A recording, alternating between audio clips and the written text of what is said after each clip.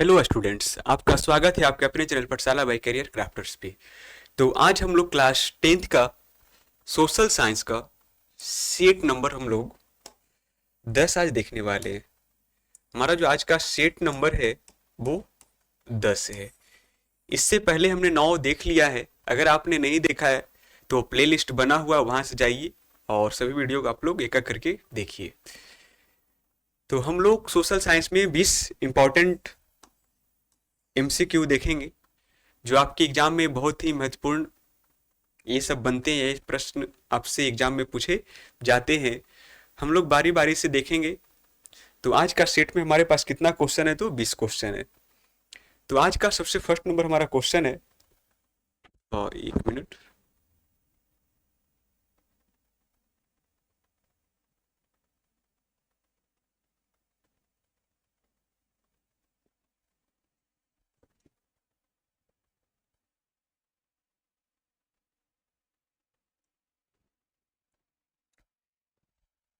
चलिए आज का सबसे फर्स्ट नंबर हमारा क्वेश्चन था, निम्न में कौन एक बीमारू राज्य नहीं है?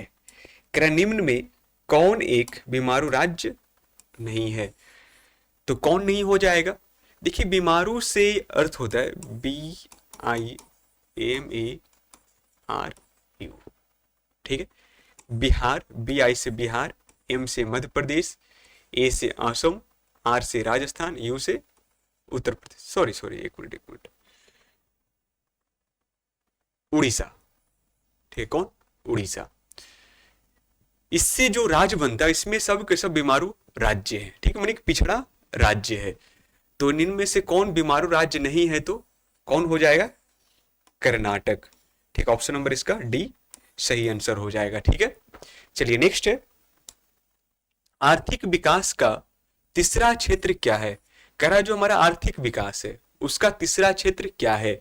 तो उसका तीसरा क्षेत्र क्या हो जाएगा? सेवा क्षेत्र हो जाएगा ना, सेवा क्षेत्र हो जाएगा। ऑप्शन नंबर इसका सी हो जाएगा, ठीक है। चलिए नेक्स्ट नंबर है, विश्व व्यापार संगठन की स्थापना कब हुआ था? ये कह रहा है जो विश्व व्यापार संगठन है जिसको बोलते हैं WTO, है ना, विश्व व्यापार संगठन, इसका जो स्थापना हुआ था वो कब हुआ था? तो कब हुआ था? 1995 में। कब? 1995 में हुआ था, ठीक है। विश्व व्यापार संगठन का स्थापना कब हुआ था? 1995 में हुआ था, ठीक है। नेक्स्ट है, इसी में कुछ पॉइंट दिया है कि विश्व व्यापार संगठन WTO की स्थापना 1 जनवरी 1995 को हुआ था। कब? 1 जनवरी 1995 को हुआ था। इसका मुख्यालय जिनेवा में है। कहाँ है इसका मुख्यालय? जिनेवा। जिनेवा है कहाँ? तो स्विट्जरलैंड में है, ठीक है।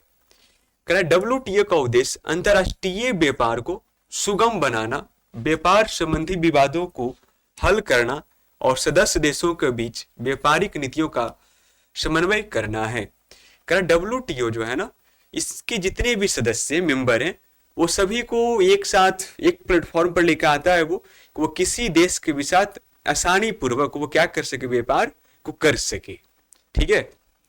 चलिए इसका पूछेगा, WTO का संगठन जो है इसका हेडक्वार्टर कहाँ है? तो जिनेवा में। जिनेवा कहाँ पड़ता है? तो स्विट्जरलैंड में, ठीक है।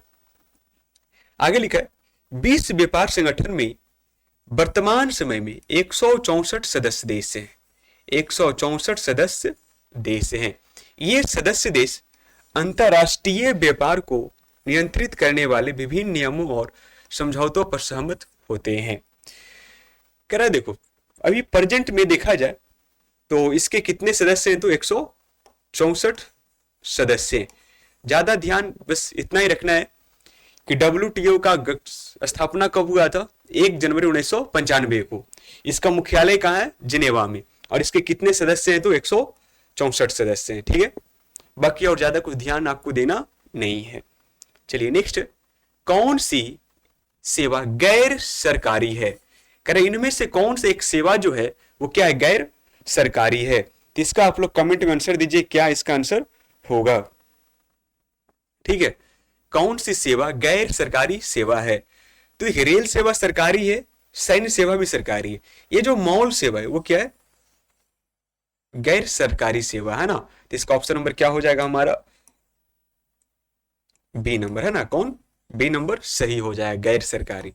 ठीक है, निम्न में कौन से सी सेवा है जो गैर सरकारी है, कौन सा हो जाएगा, मॉल सेवा। नेक्स्ट है, जवाहर रोजगार योजना लागू हुआ था। कह रहा है जवाहर रोजगार योजना है वो कब लागू हुआ था, तो कब लागू हुआ, तो 1985, 1987 या फिर 1989 में, या फिर 1889 में। तो जो जवाहर रोजगार योजना है वो कब लागू हुआ था, 1989 में हुआ था। कब, 1989 में हुआ था। ठीक है, ऑप्शन नंबर इसका सी सही आंसर है। ठीक है, नेक्स्ट, मानव पूंजी के प्रमुख घटक है। कह रहा मानव पूंजी के प्रमुख घटक कौन कौन है। यह देखिए, मानव पूंजी का प्रमुख घटक, तो इसमें से देखिए मानव पूंजी का अनुभव, कौशल और ज्ञान, तो इसका मतलब इनमें से सभी हो जाएगा। ठीक है, डी कंप्लीट, ऐसे तो हाँ सभी हो जाएगा। ठीक है, चलिए नेक्स्ट है 7 नंबर, भारत सरकार ने किस प्रकार की शिक्षा को मौलिक अधिकार घोषित कर दिया है। तो इसका आप लोग कमेंट में आंसर दीजिए कि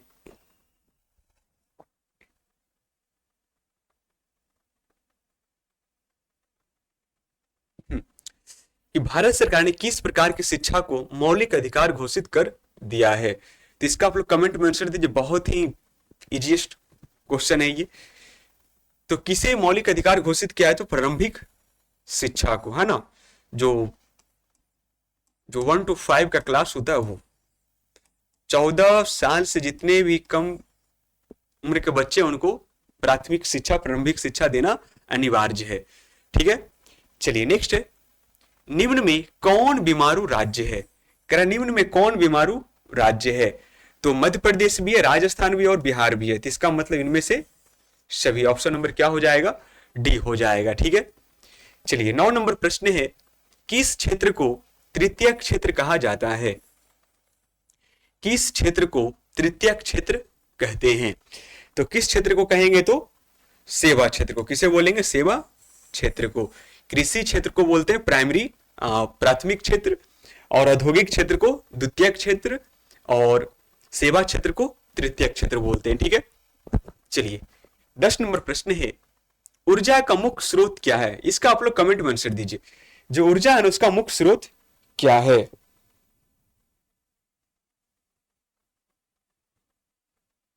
जल्दी से आप लोग कमेंट में आंसर दीजिए, इसका क्या हो जाएगा इसका सही आंसर।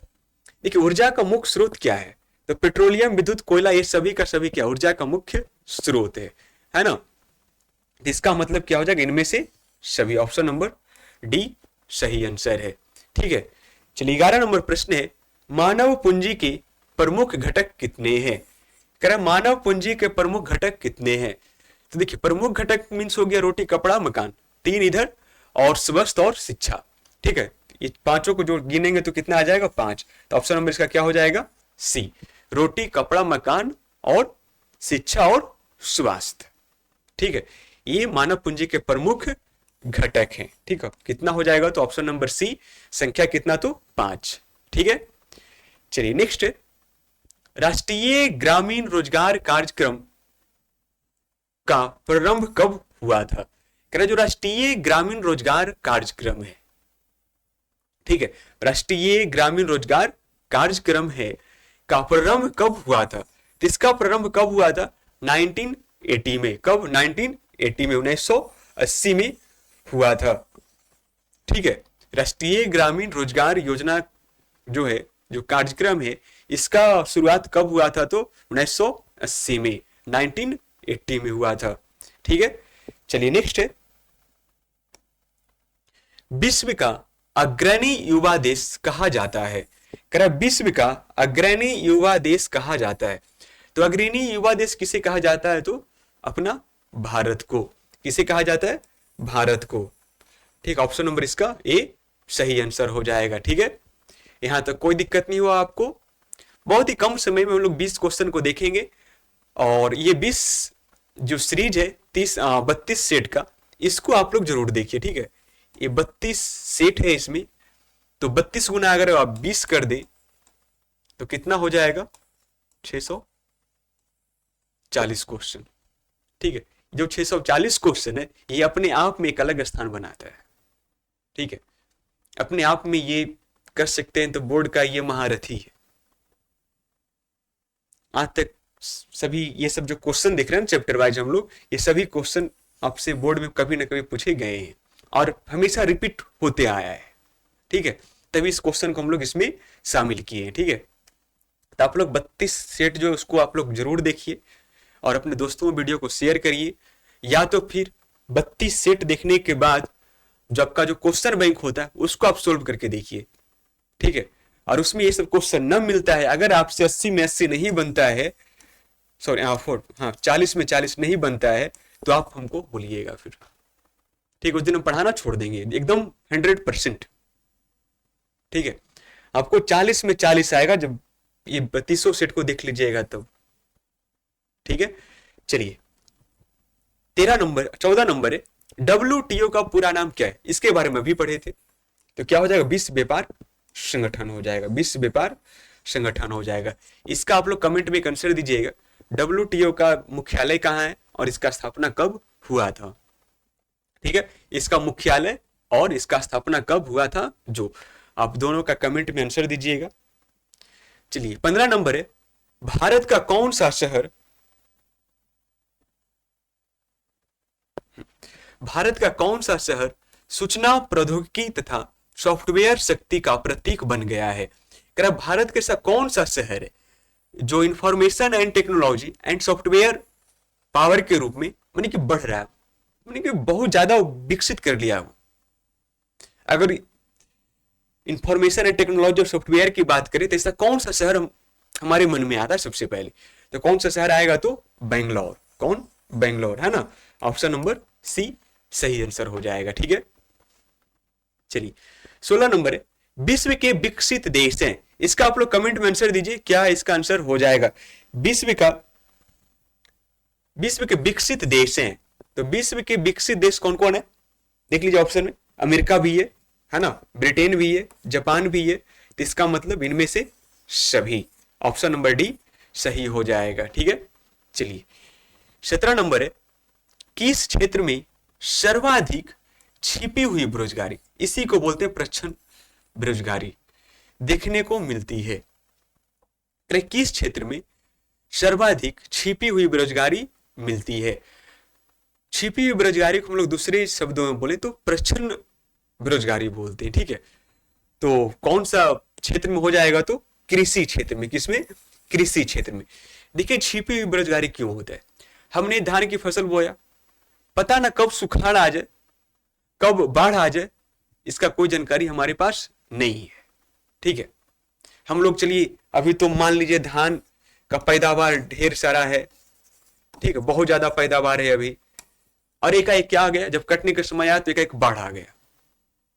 ये तो हमारा जो सोचे थे कि चलो इस बार बहुत अच्छा फसल हो जाएगा, आर्थिक स्थिति हमारा ठीक हो जाएगा, लेकिन बाढ़ आया और अपने साथ सबको ये क्या कर लिया, समेट लिया, है ना। इसी कारण क्या बोलते हैं, छिपी हुई बेरोजगारी इसको बोलते हैं। ठीक है, 18 नरेगा के अंतर्गत ग्रामीण मजदूरों को साल में कम से कम कितने दिनों के लिए रोजगार देने की व्यवस्था है। ये जो नरेगा है, जिसको लोग मनरेगा बोलते हैं ना, उसमें बोल रहा है कम से कम मजदूर, जो ग्रामीण मजदूर होते हैं उनको साल में कितने दिन कम से कम रोजगार दिया जाता है। तो कितना दिन, 100 दिन। कितना, 100 दिनों के लिए कम से कम उनको 100 दिन का रोजगार जरूर मिलेगा। अगर उनको 100 दिन रोजगार नहीं मिलता है तो उसके बदले उनको वेतन दिया जाता है, जो भी मजदूरी उनका होता है घर बैठे। ठीक है, चलिए 19 नंबर है, स्वयं सहायता समूह योजना किस वर्ष लागू किया गया था। कह रहा है जो स्वयं सहायता समूह है वो कब लागू किया गया था, तो कब लागू किया गया था, 1990 में। ठीक, ऑप्शन नंबर इसका ए हो जाएगा। ठीक है, कब किया गया था, 1990 में।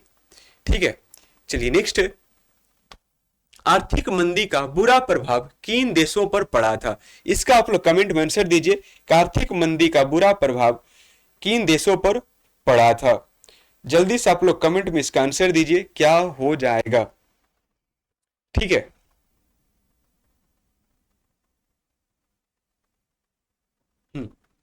आर्थिक मंदी का जो है बुरा प्रभाव किन देशों पर पड़ा था।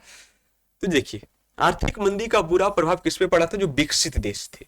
क्या थे वो? विकसित देश थे। ऑप्शन नंबर इसका ए सही आंसर हो जाएगा। ठीक है, थोड़ा सा 19 का करेक्ट करेंगे। जो स्वयं सहायता समूह जो है ना, इसकी योजना का शुरुआत किस वर्ष हुआ था? तो 1992 में हुआ था। कब हुआ था? 1992 में हुआ था। ठीक, ऑप्शन नंबर इसका सी सही आंसर हो जाएगा। ठीक है, जो स्वयं सहायता समूह जो है, जिसको हम लोग बोलते हैं SHG, सेल्फ हेल्प ग्रुप।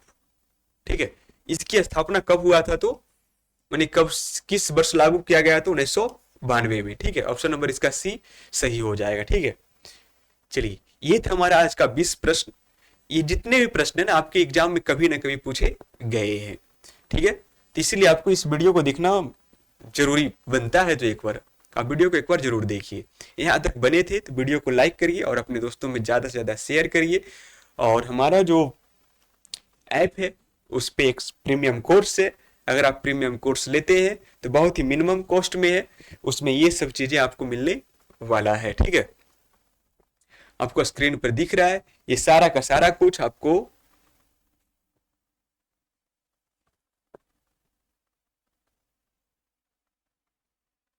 ठीक है, ये सारा का सारा कुछ आपको प्रीमियम फीचर में मिलने वाला है। ठीक है, तो आप लोग देरी ना करिए, जिस डिस्क्रिप्शन में इसका लिंक है वहां से आप ऐप को इंस्टॉल करिए और प्रीमियम सब्सक्रिप्शन आप जरूर लीजिए। मात्र 9 रुपया से शुरू हो रहा है, ज़्यादा 9 रुपया तो है नहीं, है ना। एक बार लेके देखिए, अच्छा लगे तो मंथली या तो फिर ईयरली आप प्लान अपग्रेड कर सकते हैं उसमें। ठीक है, तो बाकी मिलते हैं हम लोग नेक्स्ट पार्ट में, यानी कि नेक्स्ट सेट के साथ, सेट नंबर 11 को देखेंगे।